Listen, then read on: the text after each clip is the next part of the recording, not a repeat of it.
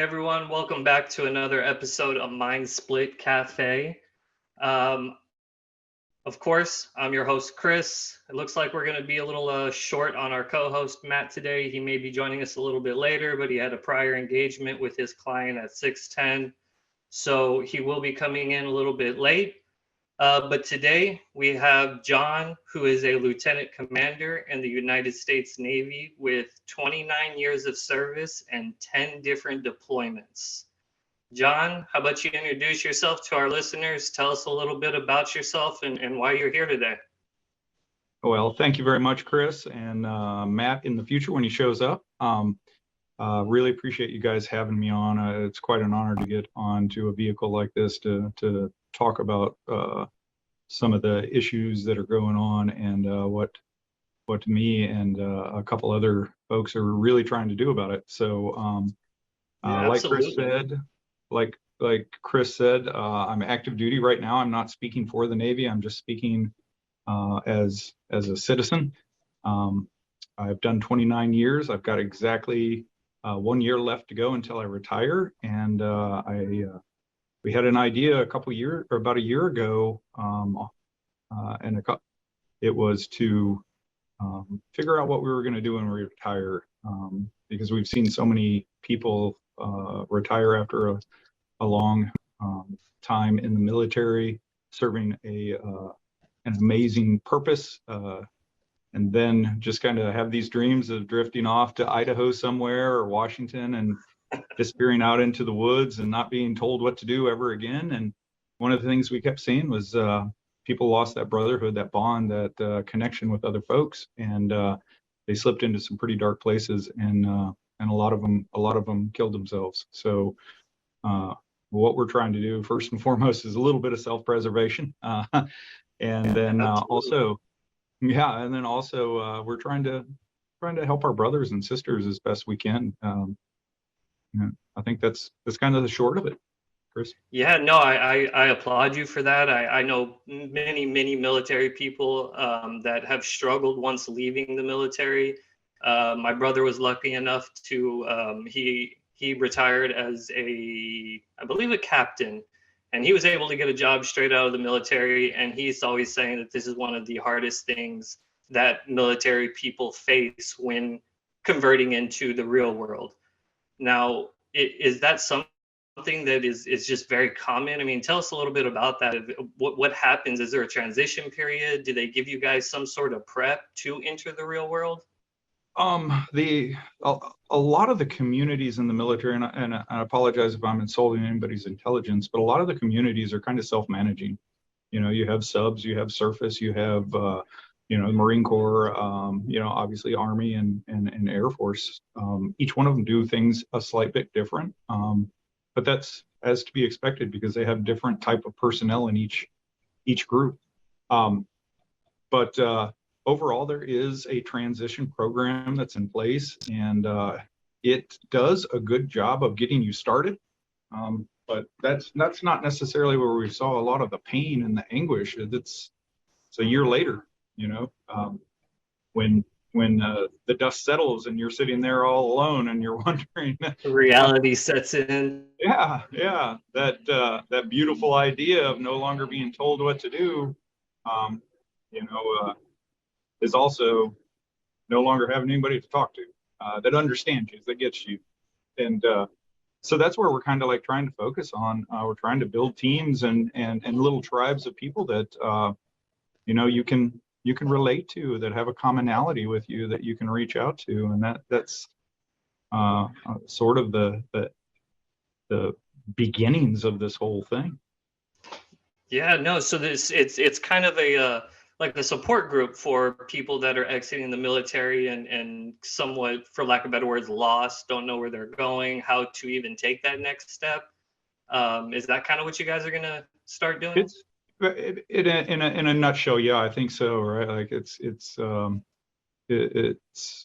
more personal than process wise. Like the big Navy, the big military, the DoD has processes in place, and we all know when an organization gets so big, one hand doesn't know what the other hand's talking about. It's taking a little of the personal aspect out of it. And that's what we want to do. We want to really concentrate first and foremost on combat veterans that have some adjustment problems coming back. I've gone through it myself. That was kind of the idea behind it is we're going to be a 100% disabled veterans combat organization that everybody in it, the founders and the board members, they've been there. They've been to the place of suicide, the dark areas. They've learned how to survive, and then furthermore, they've learned how to thrive, and that's what we're trying to give back. We're not therapy. We're not doing anything like that. It's just,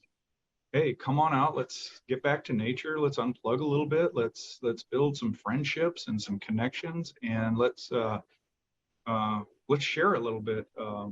One of the principles that we're founded on is it's an ancient Norwegian proverb that says, pain shared is pain divided, and joy shared is joy multiplied. And I can't tell you from personal experience just how true that is. So. Yeah, no, I can understand. Well, I mean, I can't say I can understand because I've never really been in that type of position, but I can at least grasp the gist of it, and I can assume how tough or how much of a battle that can be. So I want to touch a little. Just real quick, Chris, just on that, Yeah, I just want to say, like, that battle is 10 times harder when you're fighting it alone. Yeah, absolutely. And I think that's with any mental health issue, you're battling it alone in your darkest days. And that's when you need people the most. So for what you guys are doing is just, I mean, that's massive for a community that is, not saturated. It's vaguely untouched. I mean, I don't hear many groups such as yourself doing things like this for veterans that are in their dark days. And there are some beautiful organizations out there, but when you're looking at 21 veteran suicides a day, there's a lot of room for other people to get in the fight and try to help each other out and just care a little bit more. I mean, I think you can boil it all down. There doesn't have to be a Willy Wonka golden ticket. It's pretty much, there's no large amount of scientific research that needs to go into it. You just got to care more and put that into action. Yeah, no, absolutely. It sounds like the market needs to be saturated for something like this. Now, tell me a little bit more about what you guys are doing to hit the ground running and not enlist, because I know that's kind of a military term, but get people to join your group and be a part of your support group. How are you going about doing that?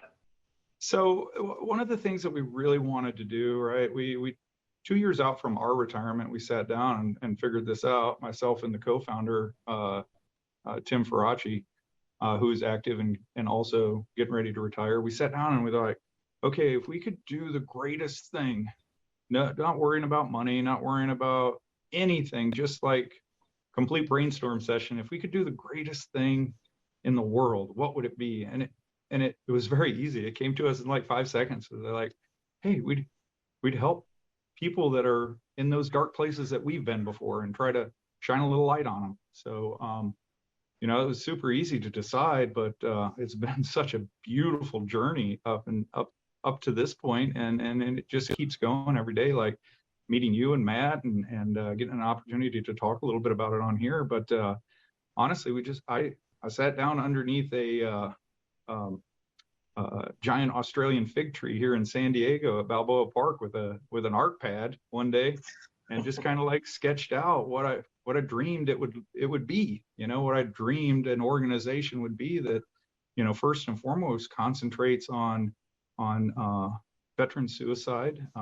Then there's a couple other branches to it that we'll develop later on, but we're really trying to follow that old Warren Buffett idea of make a list of 25 things that are going to get you to your goal, and circle the top 5 and run from all the others, like just completely avoid them. So we're trying to stay focused on on the first branch, which is Warrior Connect. And just really honing in on that. And we've spent the last year doing multiple dry runs in the areas that we want to do these things, and meeting people, and creating the architecture. And one of the beautiful things is, Chris, is we're kind of building this plane as we go, right? Like, so it's fun. We get to meet Trial and people that are error. experts. That's the best way. Trial and error. Yeah. So, you kind of asked, like, is there a website or something that people can reach out to us? And, strangely enough, not yet, right? Like, this is one of the founding principles that we really talked about, was if we were going to offer something to these veterans in this period of their life, it needed to be solid.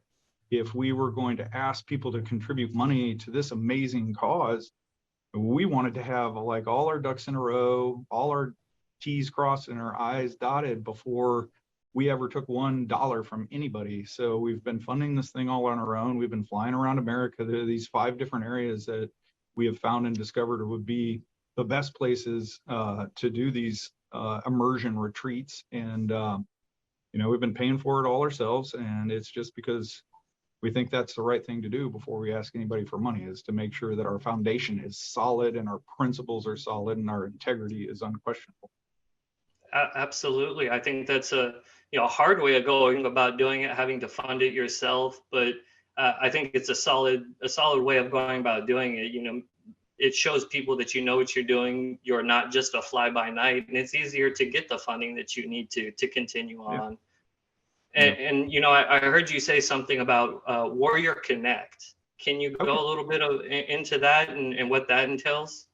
Absolutely. So the way that we've structured this thing is that there's an overarching nonprofit called Connect, like people connecting with each other, that is so important in today. And I think, ironically, we learned a lot of those lessons during COVID, when people sat alone by themselves, and it may have gave blossom somewhere in the back of my mind to this idea of calling it Connect. But Warrior Connect is the veteran suicide branch of this tree, if you could think of it that way. And then we have How Veterans Homeless. I kind of stopped using the word why a while ago, because I never thought you got a right answer, and you spent a lot of time wasting it when you could just accept the fact that it's there and then just get after it and do something. So sorry, Simon. Why doesn't matter to me, because I don't think there's ever going to be an answer for it. But I just accept the situation as it is, and we go after it, right? Like, that was the sad part about it. Just a few months before we created this thing, we had a really, really good friend that killed himself, and it just spawned a lot of these ideas. We've had a bunch of associates and a bunch of friends that have killed themselves over the years, but this one was close. It was close to home. It was, like, I talked to him on a Wednesday, and we were supposed to go watch a Michigan football game on Saturday because we're both from Michigan. And then on Thursday, I found out he shot himself in the heart. And that was unexpected. Some of them can be, a lot of them you can't do anything about. Yeah, they say the quietest ones are the ones you need to worry about the most. Yeah. And so that's what started a little bit deeper reflection into this, and where we had come from and how we had made it through those times that others didn't. And not that we have it all figured out. I think everybody's on their own journey. Chris, you're on a journey. I'm on a journey.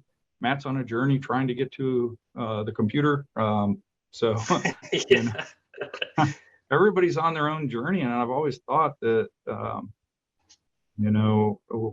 we're all at different places. We all might be in different paths on our journey, but we're all going to the same place. And what I have experienced, you might need someday. And man, bad on me if I didn't share it with you. If something that really worked for me, and I didn't at least offer it to you as a tool that you could put in your tool bag, and if you ever came across that ground, well, now you got a walking stick to get up on that next rock, maybe. I couldn't agree more with you on that, and that's exactly why Matt and I decided to create this, because I went through some mental health struggles in my life, and I bottled it up and until it imploded and just ruined every relationship I had, my marriage, friendships, family members.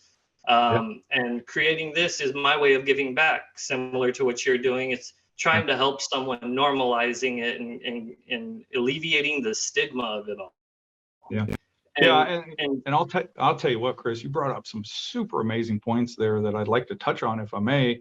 From my absolutely. experience, we started these wars out 20 years ago, and we didn't have a whole lot of combat veterans. And there was a book by Grossman called On Combat, which really, it's a psychological. He was a psychologist that was attached to Special Forces, Army Special Forces, 20, 30 years, embedded with them when they were doing combat and nobody else was. And he did a lot of research, and we actually use that as our Bible for preparing people for combat, because it talks about the physiological effects on your body. It talks about the psychological effects on your mind. It goes deep into the history of warfare, all the way back to the Spartans and the Persians. And to tell you the truth, that talks about the idea of pain shared is pain divided, and joy shared is joy multiplied. He brings that up in that book. And we didn't know what we were doing at the beginning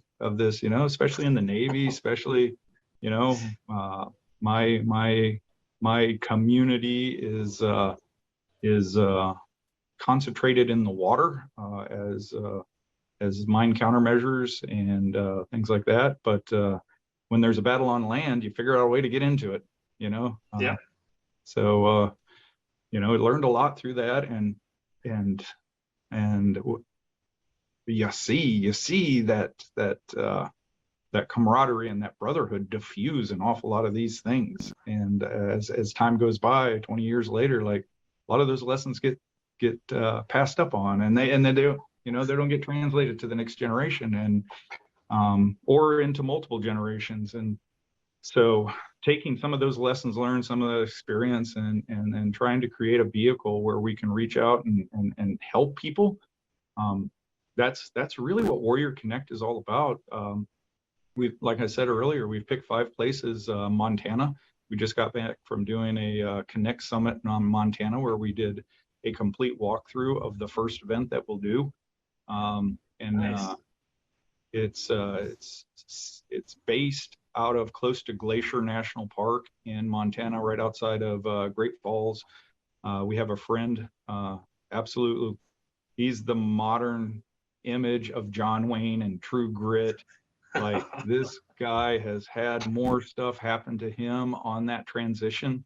His wife left him, all his dreams of what he was going to do when he retired all shriveled up and faded away. He got cancer. He's got a whole bunch of like lung problems and stuff like that. I mean, every sledgehammer that life has smashed him in the face all at the same time. Anything that can happen will happen. Yeah, and he got it all, Wow. man. He's got his dose and everybody else's, and but it's for a reason, right? Like, I always tell people, like, I ain't broke. I just don't know what I'm made for yet, right? Like, Yeah. there's something out there that I'm here for, and everybody else is here for the same thing, if they have the patience to treat life like a practice and a game and play with it. And I'll tell you what, this guy, man, like, I sat down with him one night, and we started talking, and he opened up about all the stuff that happened to him, and I remember, through the tears, I remember thinking to myself at the time, I was like, I got to take people and rub them all over this dude. Like, they've got to have a personal contact with him. He's got a You're going to story. change their lives. Yeah, man. Like, he's got a story that can't be captured on a podcast like this. He's got a story that can't be captured in a book. Like, you've actually got to get some osmosis going and rub people against him and just see that he's gone through it all, and he runs the #1 quality buffalo ranch in Montana. It's not the biggest, but the quality of product that he produces is top rated.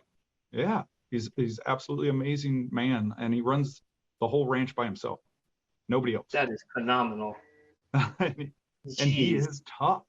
He's tough with a heart the size of a friggin' elephant, and and that kind of spawned it. Like, that should be the first event. Like, we should take people out, and he's so gracious and so giving and so loving as a human being. He's like, whatever you want for my ranch, let's do it. I just want to help people.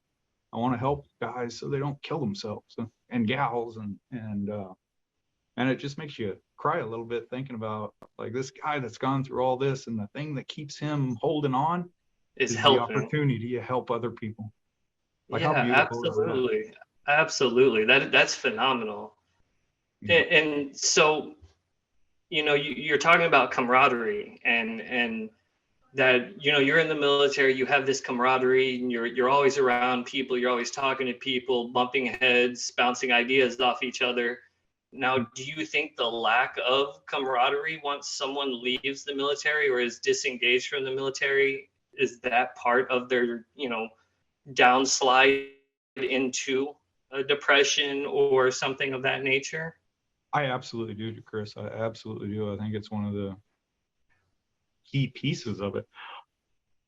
There can be a lot of other things that transpire, like,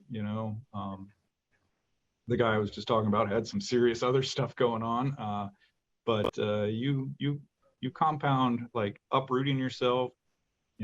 For some of these guys, it's been 20, 30 years of having this amazing sense of purpose of, like, hey, I'm protecting my country. Less than 0.001% people have ever had that honor, right? And it means a lot to them, or they wouldn't stick around that long. You know what I mean? Yeah, something to hold on to, something bigger than themselves. That's right. That's absolutely right. And then it's all taken away, right? Like, it's just magically removed out from underneath you. And Yeah, then like you're a left on rug the other just side of ripped it. from under you. Yeah. And then you're on the other side. And there's a lot of great organizations out there trying to stem that gap and stuff like that. But and I wanted to do it for the folks that I relate to, the people that have gone and to combat and have seen some things and experienced some things. And there's thousands of different, traumas and hardships in life, and not one, I don't think, is much worse than the other. It's just the point when you start stacking them all on top of each other, things get When rough. they start stacking, yeah. I could imagine. I always And, think of some. I always think of some of those vehicles that ride around like the Clampets with stacks upon stacks upon stacks of stuff on top of it. It's like, man, that's something's right in fixing to trouble. happen sooner or later. Yeah, that's only a matter of time, right? Yeah. And so if I heard you correctly, you said that you've had a couple of these events. Do you have any like video or pictures or stuff that you can share with some of our listeners of these events that you've done? Maybe Oh, yeah. ex-military people looking for something that you're running? Oh, absolutely. Like, that's, just to kind of bring it back for a second, like, we have 3 branches to our Connect, and I'm a big visual person. I do better with pictures and things like that than I ever do sitting down writing a novel about stuff. Oh, I'm the same way, man. I got to hear it and see it for it to stick. Well, I'll tell you what, man, like, every time we do one of these things or we talk about it, like, and then we're out on site, like, man, I am snapping pictures. So I've got thousands of pictures of different things that we went through and things we experienced, and just like layouts of campsites and stuff like that. And I can share a bunch of stuff. Yeah. Get that to us. We'll put you on our resources page on the website. Okay. Put all your information on there. So if there are veterans out there or people, getting out of the military soon or just recently, they can contact you. You guys can get together that way. I would love for our military listeners to engage with you. I think what you're doing is phenomenal. And I know you have a few different pieces to it. What's the homeless part about? I know that there is a huge veteran homeless population. What are you guys doing with that, and how are you combating that per se? So Chris, kind of back to that Warren Buffett run from the 20 of your 25, right? Like, it's has always been a dream, right? Like, it has always been sad to me to see, a group of homeless people standing out there, and some of them that are standing there in military fatigues and stuff like that. Like, there's a good portion of those folks out there that are military, and you know, I'm not saying that they shouldn't be there if they want to be, like if they make the choice, but there should be, like I said, 0.001%. We're not special people. We just did special things, you know, for our country. And Did great things for the country at that. thank you. And I just think that they should have a more active role trying to they protected our Constitution and our way of life, and I don't ever want them to think they were forgot about, right? Yeah, they should be protected at that point now. Yeah, and you know, the thing is too, like, there's a lot of great programs out there, Chris. I mean, I live here in San Diego now, and San Diego just dedicated, you know, $160 million to homeless. You know, Southern California did through the LA area and down to San Diego, $160 million. That's a lot of homes for people, right? Yeah, that could do some damage. Yeah, but at the end of the day, a lot of these people don't want homes. They want a pair of boots, right?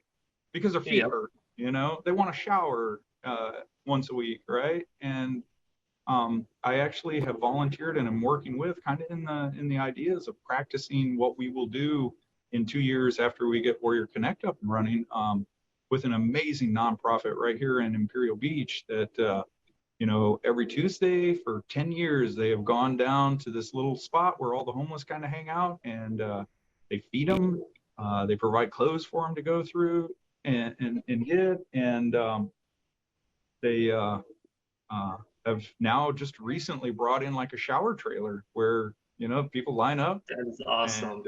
And social services comes down there and has a little table set up, and it's just a beautiful experience. And that was my idea with how Vet Homeless Connect would be, was, hey man, we don't need to have 10 houses sitting waiting to stick people in.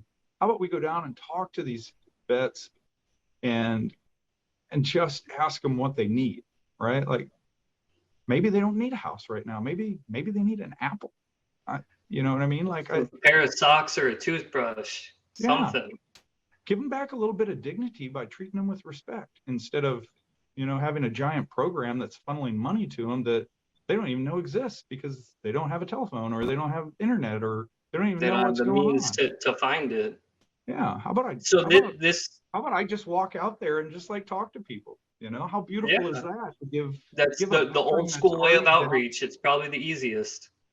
And it's personal too. And I think that's kind of the thread behind what we're trying to do, is we're trying to be personal. We want to treat people like people and not force anything on them, but just ask them what they need and see if we can give it to them, you know? So I have novel two concepts, questions. I know, but... Well, I have two questions, and one of them may be dumb. So Matt, he calls himself the everyday dummy, and he asks the dumb questions. So I'm going to play that part real quick. Please, a minute ago, you said that there's all kinds of groups out there that are doing things like this for veterans, homeless, suicide prevention.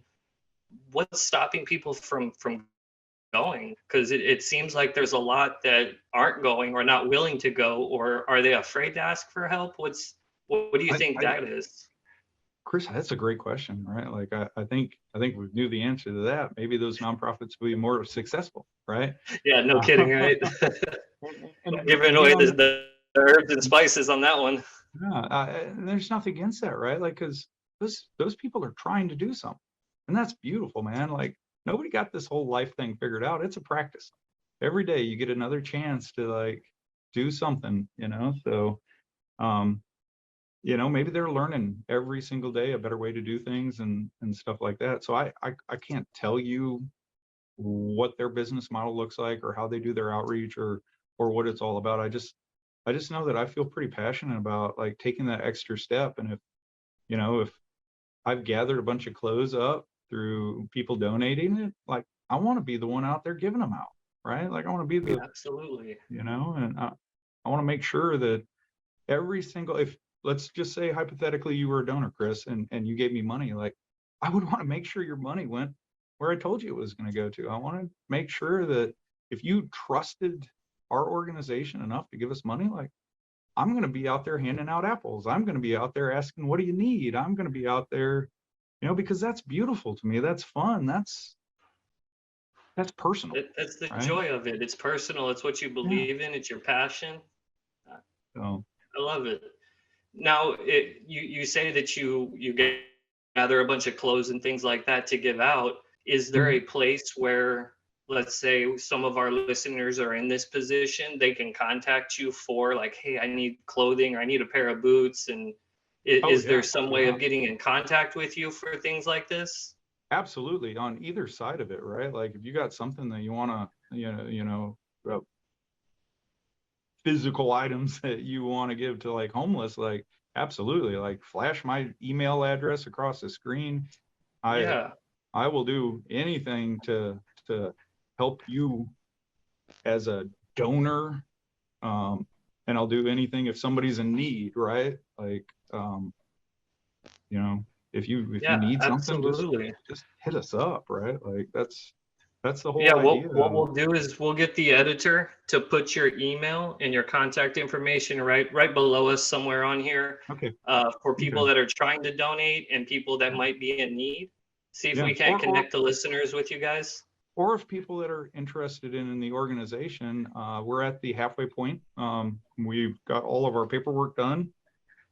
We're submitting it, and we're not going to turn on the webpage, and we're not going to turn on donations, and we're not going to do any of that until it actually becomes a legitimate organization and we get our 503 or 501(3) Charlie status back from, the IRS, and we So become a you should be legitimate getting that back here organization.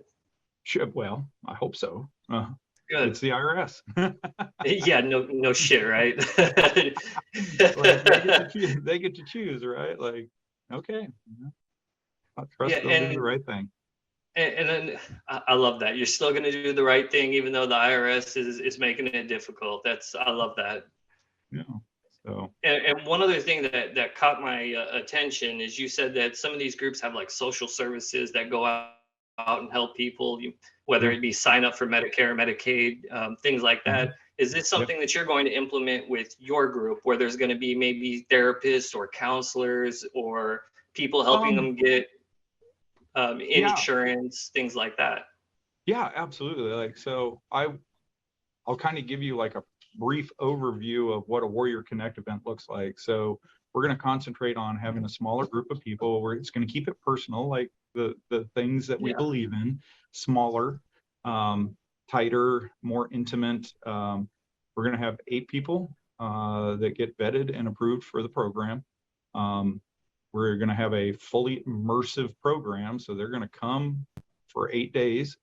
Obviously there's going to be some not Boy Scout team building stuff, but we're gonna spend some time getting to know each other and build some trust. And every day of the event, we're gonna have a special type of thing that has worked for us. The mentors. So it'll be a 1-to-2 ratio. It'll be 2 participants for every 1 mentor.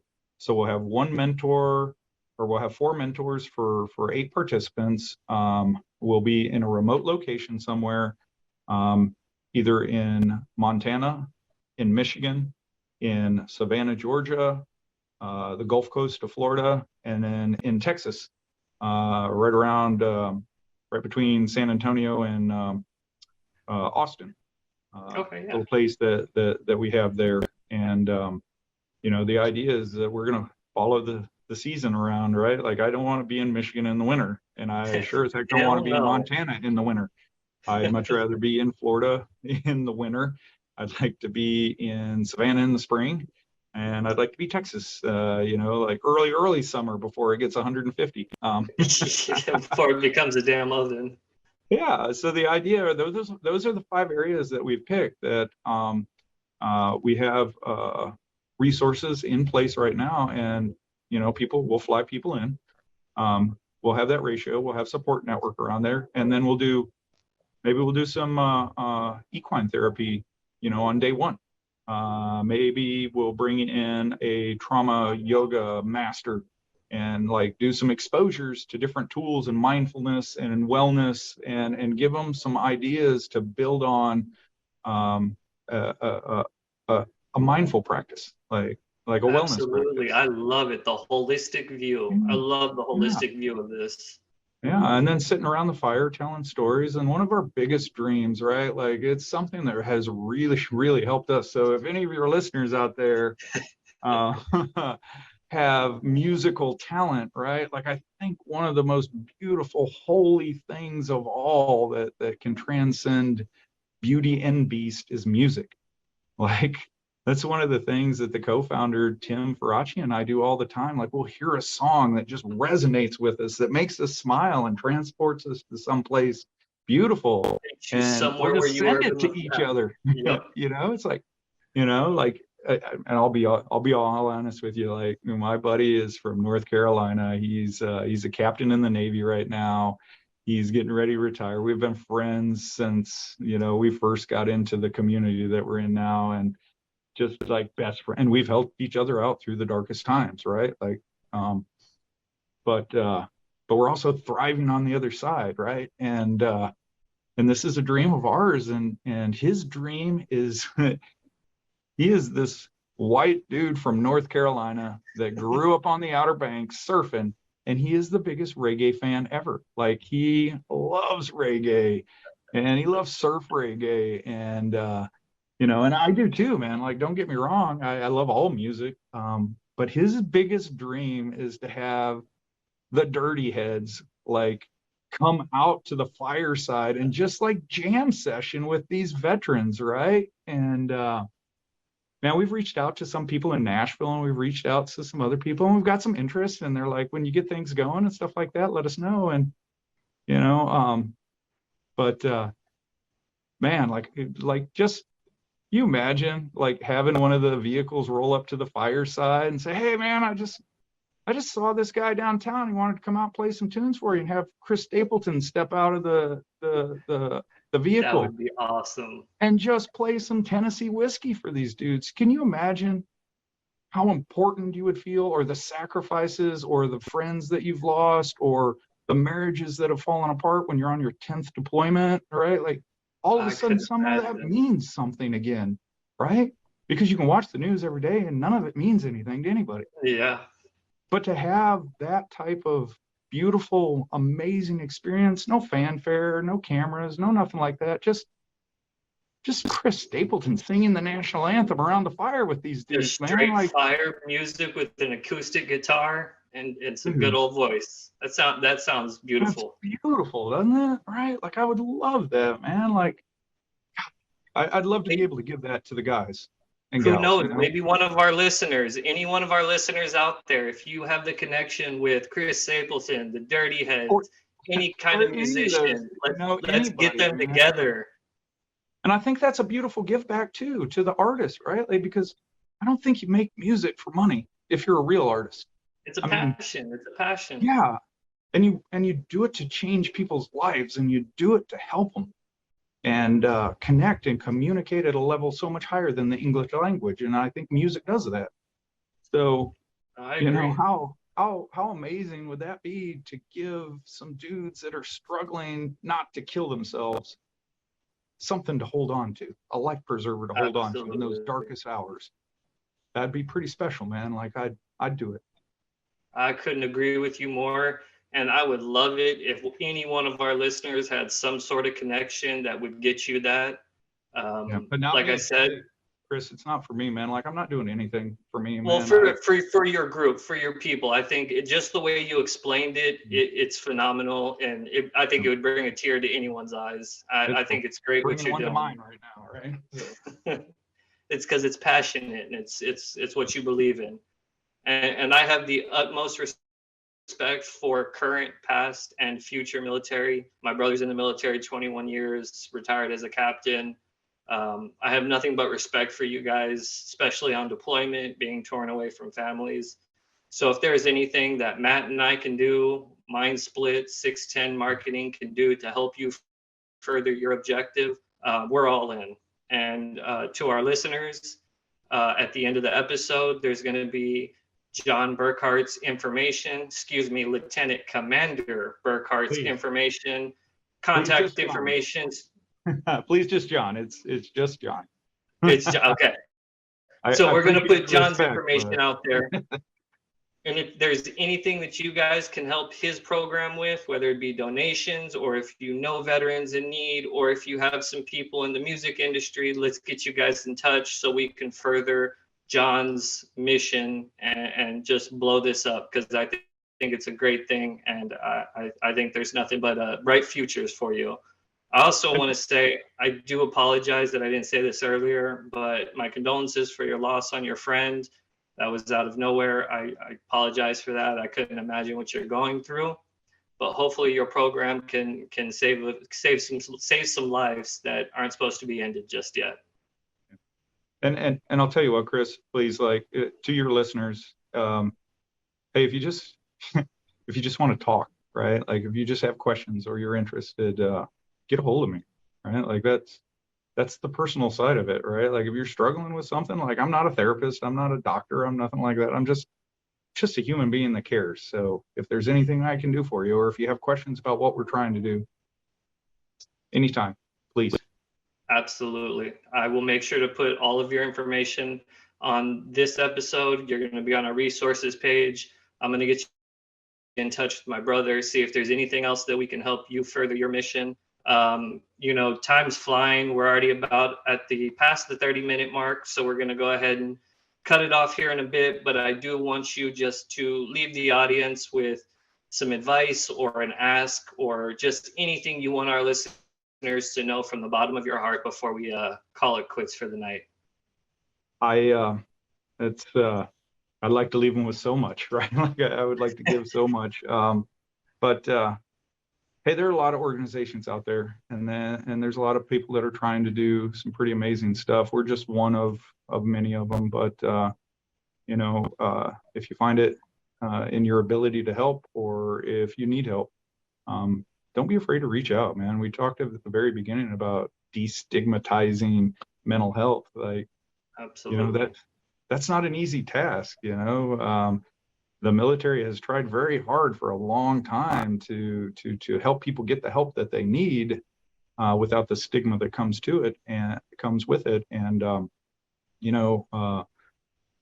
my friend that I started this with, Tim Faraci, like, he was my boss one time, and he's like, John, have you gone and seen the embedded mental health? And I was like, no, there's a lot of other people that have problems. He's like, I can't, you have got to be a leader that does. He's like, go see him. I've been and seen him multiple times already. So I went out there and saw him, and they're like, man, you're the most messed up person we've ever seen.